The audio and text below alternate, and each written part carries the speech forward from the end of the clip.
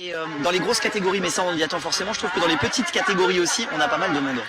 Dans les petites catégories, c'est sûr que ça monte. C'est maintenant depuis 2 ans, les 3 pistes sont en Europa Cup, donc c'est sûr que le plateau est de plus en plus relevé. Et par rapport aux autres Europa Cup qui arrivent ensuite avec Gross-Guiraud, Gesingen avant et R2 ensuite, c'est sûr que les étrangers sont là pour un moment et notamment les Sud-Américains qui sont donc en force pour pouvoir faire toutes ces compétitions européennes et pour pouvoir se préparer, puisque sur les autres courses qui vont suivre, on sait qu'on aura une grosse armada colombienne aussi derrière, puisque ce sera leur système de sélection pour eux, pour les futurs Jeux panaméricains. Les garçons sont sur la piste pour le moment. Voilà la course qui nous a tenus en haleine tout au long de la journée, avec des garçons qui vont s'affronter dans une course à élimination. On a les tout meilleurs français, Ewen Fernandez, Alexis Contin qui sont sur les patins. J'ai pas tout à fait vu si Alexis était là, mais je pense qu'à mon avis il n'y a pas de problème. On a la team Eosket avec Ewen Fernandez, voilà, qu'on vient de voir à l'écran, qui est en deuxième position. Pachi Pelua qui est en pleine bourre en ce moment. Elton de Souza pardon, qui est super bon sur les patins. Gwendal Le Pivert qui est pas mal du tout. Je trouve bien d'ailleurs sur le foin, hein, Gwendal Le Pivert, je trouve vachement bien. Il est plutôt bien à son aise dans cet exercice. On a Quentin Giraudot aussi qui est pas mal du tout. On a beaucoup de Français. On a aussi notre ami Couravente Alex aussi qui est plutôt bien sur les patins. Chez ces garçons, mon cher Vincent, on a un super plateau. C'est de la classe mondiale. On n'a pas tout le monde parce qu'effectivement on n'a pas un patineur comme Bart Swing, effectivement, mais on a quand même un plateau qui a une saveur de championnat du monde, hein, clairement. C'est vrai qu'il manque l'équipe pour ça, puisqu'il n'y a qu'un seul représentant avec le frère de Bart, Martin Swing, qui est là. C'est pas mal, hein, déjà, hein, cela dit. Hein. Ce qui est déjà pas mal, oui, mais c'est sûr que quand on voit les autres équipes, et notamment l'équipe Eosket, il n'y a que des champions du monde ou des médaillés au championnat du monde qui sont là, puisque Quentin Giraudot est champion du monde junior, Pachi Pelua est champion du monde sur piste de la course à points, Ewen Fernandez est le double champion du monde. Triple aussi puisqu'il l'a été il y a 2 ans également. Donc non, un très très gros plateau. Alexis Contin, bien sûr, qui est là, notre meilleur en fait représentant français, qui est peut-être un petit peu moins impressionnant ce week-end puisqu'il a eu une opération des jambes il y a 15 jours. Ouais, il y a 15 jours. Enfin, de savoir que voilà, c'était il y a 15 jours. C'est impressionnant qu'il soit déjà à ce niveau-là. Ouais, effectivement. Et on vient de voir à l'instant un Argentin qui vient de se faire balancer littéralement. Hein, L'Argentin qui en termine, malheureusement pour lui. C'est le risque des 3 pistes, hein, Vincent. Ouais, c'est vrai que c'est très impressionnant d'avoir un Alexis Contin qui est déjà présent sur les patins, surtout quand on parle du trophée international des 3 pistes, parce que c'est pas n'importe quelle piste et c'est pas n'importe quelle course. On le voit bien, on voit que le peloton est extrêmement fourni là. Tous les skates qui sont en train de travailler à l'intérieur, ça c'est assez impressionnant aussi parce qu'ils sont très regroupés. Ils sont 6 là, hein, donc c'est vraiment du super boulot d'équipe. Ici, le déplacement en peloton à Valence d'Agen, à Pibrac, à Gujan-Mestras, c'est hyper important. Il faut absolument être costaud, solide et avoir un sens inégalé de la course si on veut pouvoir s'en sortir. Ah bah ça c'est sûr que par rapport à ces pistes qui sont quand même des anciennes pistes maintenant, puisque maintenant nous trouvons plutôt sur des pistes Vesmaco à chaque fois sur les championnats du monde. Là on a vraiment des pistes un petit peu spéciales entre guillemets, avec Pibrac la piste relevée. Là on est sur une piste à cuve comme on sera demain à Gujan-Mestras, et cette piste là reste quand même mythique avec des courses très impressionnantes et un emballage final qui nous annonce du gros travail dans la cuve comme on a eu le droit ce matin tout à l'heure. Vraiment une très très beau finish, à mon avis. On va avoir du gros spectacle encore une fois.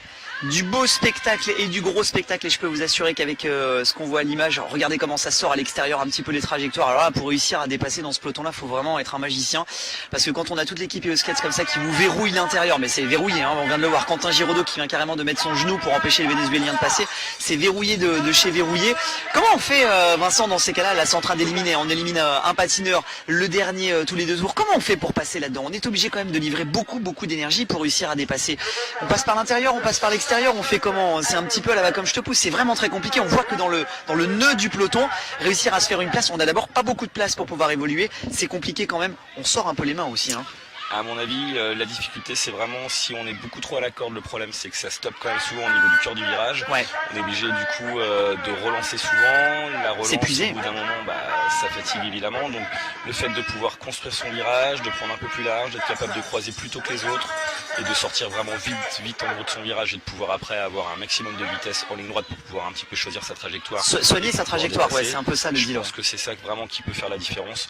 Voilà. Après là, c'est sûr que, comme tu disais, la course est vraiment cadenassée directement avec les EO qui sont très très bien en fait regroupés, et ça risque d'être très compliqué pour les autres, puisque je pense qu'ils vont faire en sorte de bien les épuiser pour pouvoir avoir leur cartouche toute propre sur le final et en pleine action et extrêmement rapide, je pense, avec des Pachi Pelua, Elton de Souza, Ewen Fernandez qui sont extrêmement rapide sur ce genre de piste. Ouais, et puis j'ai bien aimé aussi l'attitude d'Ewen Fernandez sur la petite piste de Pibrac. C'est pas forcément sa spécialité à Ewen Fernandez d'ailleurs, mais je lui ai dit d'ailleurs hier après la course, je lui ai dit, je l'avais trouvé très tonique sur les patins, lui qui d'habitude extrêmement puissant. L'exercice au long cours, ça lui convient parfaitement. Le marathon, c'est vraiment son style. Et sur une piste de Pibrac, je l'ai trouvé très véloce, très aérien. Je l'ai trouvé vraiment très enjambé, très en rythme.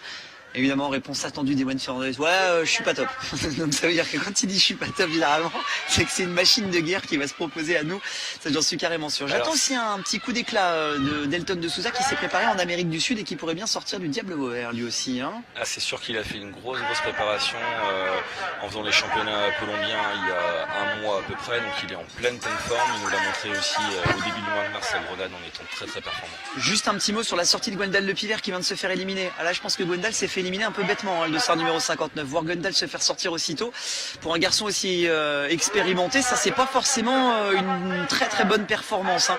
C'est un peu fait piéger, j'ai l'impression, Gwendal sur ce coup-là. C'est pas forcément une bonne nouvelle du coup pour son coéquipier Alexis. Pour Alexis Contin, c'est sûr qu'Alexis aurait eu sûrement besoin un petit peu l'aide de Gwendal Le Pivert sur le final. Là, il va se retrouver tout seul, mais bon, on lui fait confiance. Alexis, il est toujours capable de sortir des courses exceptionnelles.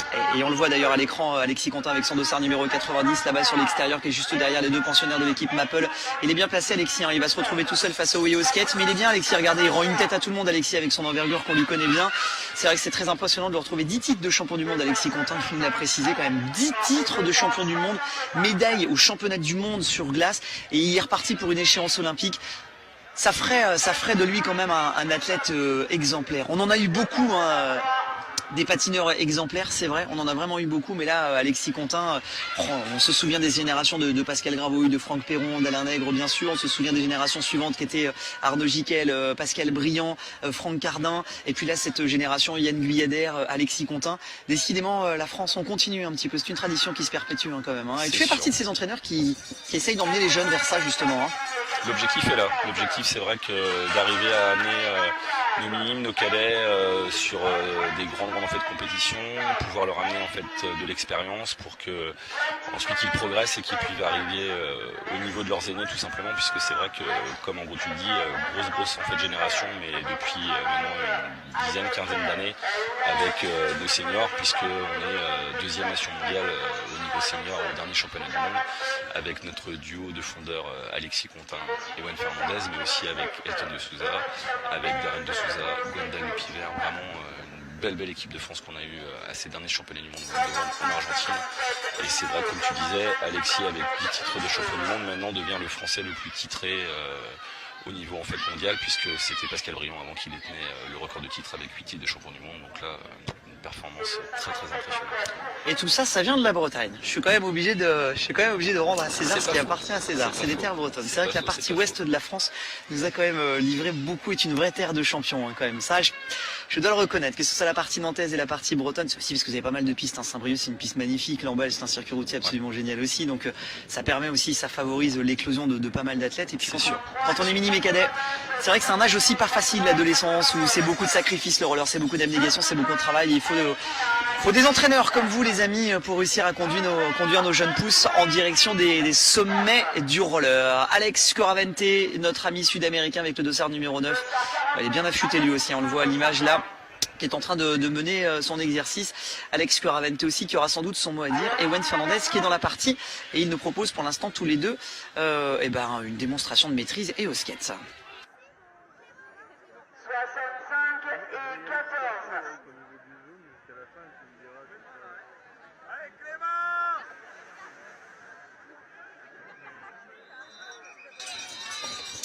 Allez, la cloche qui sonne, Raphaël Planel qui est à l'intérieur. Lui, il est jeune, hein, Raphaël Planel, hein, ça fait partie de ces patineurs de transition qui filent vers les étapes royaux. Skate, c'est impressionnant, c'est une marée noire. Hein. Une marée noire complète, ils sont en train véritablement de... C'est une marée noire, hein, carrément. On peut l'appeler comme ça, tiens, la marée noire. On va l'appeler comme ça. Marée noire, là on voit qu'ils adoptent la technique de la vague ou une chute à l'arrière. Ah oui, une chute à l'arrière, on espère que... Ah, c'est un Vénézuélien qui vient de tomber. Ouais, ça fait un Sud-Américain de moins dans la bagarre hein, quand même. Ouh, c'était pas le plus mauvais lui d'ailleurs.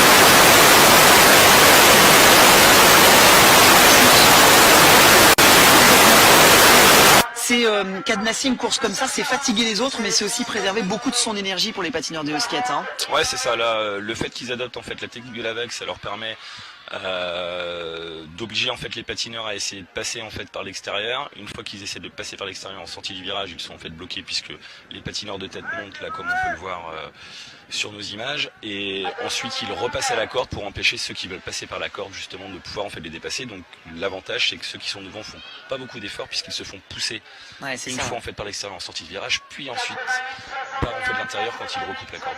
Il n'y a qu'un seul patineur qui arrive à s'en sortir, on le voit à l'extérieur là sur l'écran, c'est Alexis Contin. Faut faire parler une expérience et une maturité certaine pour réussir à s'en sortir. Il n'y a qu'Alexis Contin qui a l'air pas mal. J'ai vu Joris Garder là, qui s'est un peu fait balancer en essayant de passer par l'intérieur face au bloc noir littéralement qui est formé. La seule solution c'est de faire comme le patineur néerlandais là, c'est de prendre la tête de la course. Je vois pas d'autre solution. Et encore, bah voilà. Il suffisait de le dire simplement pour que Léo Skate ne laisse le soin à personne de diriger les opérations. Je crois que c'est Quentin Giraudot qui doit être en tête ou Ewen Fernandez, je sais pas bien. Ouais, c'est Ewen Fernandez, ouais. C'est Ewen Fernandez qui est en tête avec le dossard numéro 7. Derrière lui, Coravante Alex qui est en deuxième position. Elton de Souza avec son dossard numéro 8 qui est en troisième position. Les Maple essayent un petit peu de s'incruster.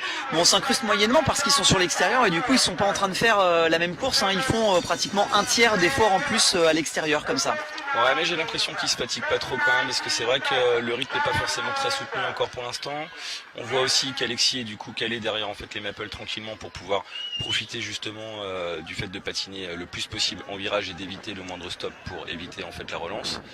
Et on avait les patineurs de chez Bonte, Dias et Mareros, les deux anciens coéquipiers d'Alexis de l'année dernière qui étaient derrière en fait Alexis là, qui commence à monter en fait aux avant-postes là. Alexis donc qui est sur les extérieurs, et c'est vrai qu'effectivement quand on s'appelle Alexis Contin et quand on est cette place là, et d'ailleurs en plus arrête-moi si je me trompe, mais quand on est à mi-virage et qu'on sort bien comme ça sur l'extérieur, comme vient de le faire Alexis qui vient de se placer en troisième position, on glisse pas beaucoup dans le virage, on n'est pas obligé de faire de très très grosses relances et finalement on n'est pas si mal que ça finalement. Peut-être un peu plus de longueur effectivement, mais ça nous empêche d'être bloqué à la sortie du virage et de relancer fort en fait. Exactement, et c'est vrai quand on connaît la qualité de patinage d'Alexis, son expérience, je pense que c'est sûrement le patineur qui a l'intelligence de course la plus développée là sur ce peloton, et sûrement au niveau en fait mondial, parce qu'il est vraiment excellent par rapport à sa gestion de course. On sait qu'il ne fera aucune erreur, puisque on voit bien comme en fait on le disait après une opération au niveau des jambiers par rapport à un syndrome de loge. Il y a en fait seulement 15 jours, c'est sûr qu'il n'est pas en fait au plein de sa forme, mais il est là, c'est quand même et il a de l'expérience, et c'est aussi ça le roller skating de vitesse, c'est faire preuve de maturité, d'intelligence, d'expérience. J'ai parlé un peu chez les juniors d'un américain, Tanner Worley, qui était un super patineur qui m'avait hyper impressionné, mais alors en termes d'intelligence de course ça a été du grand n'importe quoi pendant 2 jours. Il s'est fait sortir sur le 500 mètres, il s'est fait éliminer hyper bêtement sur la course à élimination. On l'a discuté par les réseaux sociaux avec Pascal Gravouille, un autre grand champion avec ses 56 titres de champion de France, qui disait que bah voilà, on va lui acheter un petit manuel du coureur quand même en France, parce que apparemment ça court pas mal en salle aux États-Unis, mais dans un peloton de 40 patineurs sur une piste comme celle-là, j'ai l'impression qu'il n'avait pas forcément l'habitude. Qu'est-ce qu'on se dit, Vincent, quand on est patineur à ce moment-là de la course? Il reste une douzaine de patineurs, 5 en finale simplement. Est-ce qu'il y a de l'excitation ou est-ce qu'on est à fond dans sa course à ce moment-là? Je pense que justement, si on se fait dépasser par l'excitation, la course risque bientôt d'être finie. Ouais, c'est exactement ça. Faut rester focus. Très serein, très serein, pas s'affoler, toujours être capable de construire, toujours être capable d'observer ce qui se passe, voir en gros combien en fait de patineurs sont derrière, essayer de pouvoir observer un petit peu les visages des uns et des autres, les mimiques. À ce niveau-là, ils se connaissent tous de toute façon, donc ils arrivent un petit peu à déceler si certains en gros patineurs commencent à faiblir. Donc je pense que là, c'est très important d'être observateur justement à ce moment-là et de garder son calme et de garder sa lucidité. Et nous, ce qu'on observe, c'est qu'Alexis Contin m'a l'air un petit peu mal en point à l'arrière du peloton. Il va devoir faire parler son expérience là-bas, Alexis Contin. Toute l'expérience d'Alexis Contin qui vient de relancer dans un virage et qui vient de déplacer tout le monde à l'intérieur.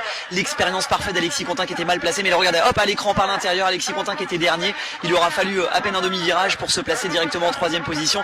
Et c'est dur pour Alexis Contin, même pour lui, réussir à casser le bloc et au skate tout seul, c'est extrêmement compliqué pour Alexis. Mais il y arrive. C'est le seul patineur pour le moment qui a réussi à casser le bloc et au skate. Il faut vraiment l'expérience d'un décache champion du monde, décuple champion du monde, je sais même pas comment on dit dans ces cas-là. On va pas le dire parce qu'on ne sait pas, toi non plus. Peut-être appeler Bernard Pivot dans ces cas-là, je pense. De quoi? Peut-être appeler Bernard Pivot dans ces cas-là, je pense. Je pense que Bernard pourrait nous aider par rapport à la sortie de la dictée la semaine prochaine, promis on lui pose la question. Ce sera une question posée. Ewen Fernandez, solide Ewen. Très, en train de faire le job, comme d'habitude. Vraiment solide Ewen, là je le trouve vraiment très solide, alors qu'il patine pas beaucoup. Ouais. Ewen est sur Quintin, il entraîne le club de Quintin. Il y a pas mal de vélo aussi. Il fait énormément de vélo en ce moment aussi. Il entraîne aussi le club de Lamballe. Et du coup, je le côtoie en fait énormément, Ewan, en ce moment, puisqu'il habite juste à côté de chez moi. Et c'est vrai qu'il fait énormément de vélo en ce moment. Il touche pas beaucoup à ses rollers. Il est sur 2-3 entraînements en roller dans la semaine seulement, puisque l'objectif quand même principal pour lui reste les championnats du monde au mois de novembre en Chine Taipei. Donc, mais il est quand même déjà très très impressionnant et très impressionnant techniquement, avec vraiment une superbe glisse qu'il a et vraiment des qualités techniques hors normes. C'est hors norme et c'est un travail de titan qu'il est en train de faire en coéquipier modèle Ewan Fernandez, qui est en train d'emmener tout le monde dans un petit fauteuil, et notamment juste derrière lui Alex Couravante. On a aussi Diego Marreiros, le Portugais, qui est toujours dans la bagarre, qui nous avait fait belle impression aux 3 pistons l'année dernière et qui revient très en forme. Diego Marreiros. On a toujours Alexis Contin qui est dans la bagarre aussi et dans la baston. Pachi Pelua, le leader du classement général pour le moment chez les seniors, est là. Elton de Souza, pardon. Pourquoi je veux l'appeler Darren? Elton de Souza est toujours en 3e position pour le moment. Écoutez, on a Ewan Fernandez, Alex Couravante, Elton de Souza en 3e position, Diego Marreiros, le Portugais, 4e, Alexis Contin qui est en 5e position pour le moment. Voilà les 5 hommes de tête pour la dernière, l'une des dernières éliminations ici sur la ligne, qui va se faire sortir au dernier moment ici. Oh là, c'est Alexis. Ah, j'ai peur que ce soit Alexis. Ah, j'ai peur. Non, c'est pas Alexis qui se fait sortir. À 90, si c'est Alexis Contin qui vient de se faire sortir. Ah, il aura manqué un petit peu de jus pour Alexis Contin, mais bon, 15 jours après une opération des jambiers.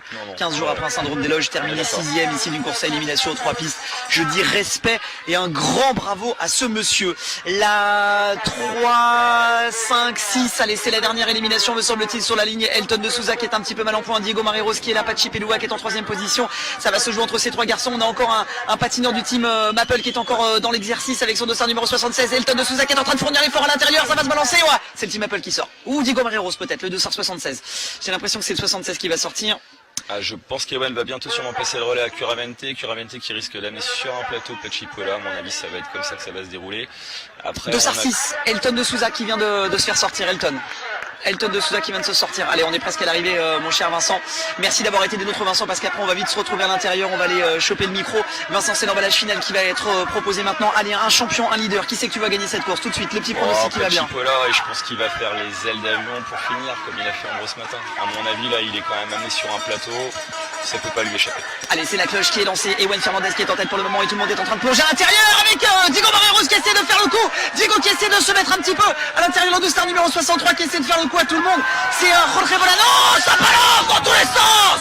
Oh là là, c'est incroyable ce qui s'est passé, ça a balancé dans tous les sens. Dès c'est la victoire d'Alex Couravante avec Jorge Bolanos. Ouh, ouais. Le public qui n'est pas content du tout, ça s'est passé, c'est pas trop ce qui s'est passé, mais en tous les cas, ça n'a pas été joli. Vincent, je te remercie infiniment d'avoir été des nôtres avec nous. Je vais vite aller sur la piste pour essayer d'aller voir ce qui s'est passé. Merci Vincent, on se retrouvera demain et vive la Bretagne.